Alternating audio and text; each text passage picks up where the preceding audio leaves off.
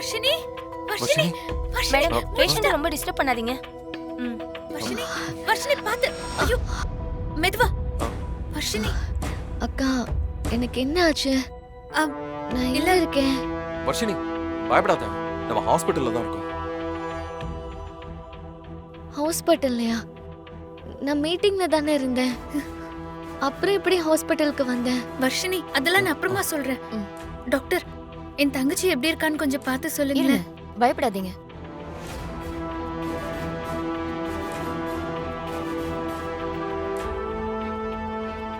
மயக்க மருந்து கொடுத்ததுனால தான் மயக்கமா இருந்தாங்க. இப்பதான் கண்ணை திறந்து பேச ஆரம்பிச்சிட்டாங்களே. இனிமே அவங்கள வீட்டுக்கு கூட்டிட்டு போலாம். நல்லா ரெஸ்ட் எடுத்தா எல்லாம் சரியா போயிடும். Take care Varshini. Thank you doctor. அக்கா வர்ஷினி மயக்க மருந்து கொடுத்ததா சொல்றாங்க. நான் எப்படிக்கா ஹோட்டல்ல இருந்து இங்க வந்தேன்? என்ன வர்ஷினி நீ மீட்டிங் ஹோட்டல்ல நடக்குதுன்னு சொன்னதும் யார் என்னன்னு நீ பார்க்காம இப்படி போயிடுவியா? ராகவ் கிட்டயாவது ஒரு கால் பண்ணி கேட்கணும்ல. இல்ல விஷால், ராகவ் கம்பெனில இருந்து திவ்யான்னு ஒரு பொண்ணு ஃபோன் பண்ணி ஹோட்டல்ல மீட்டிங் இருக்குன்னு சொன்னாங்க. அதான் ஹோட்டலுக்கு வந்தேன். என்ன ஆச்சுக்கா? ராகவ் சொன்ன கிளையண்ட் மீட்டிங் ஹோட்டல்ல நடக்கல வர்ஷினி. என்ன?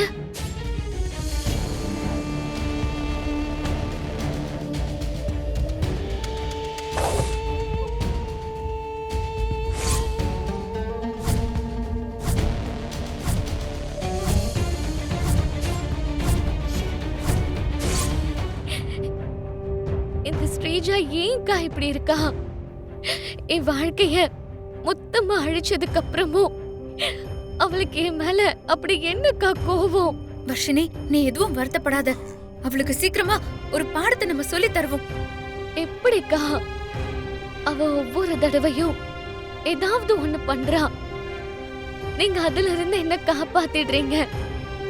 ஒருவேளை இன்னைக்கு நீங்களும் விஷாலும் இல்லாம போயிருந்தா என் நிலைமை என்னக்கா ஆயிருக்கும்?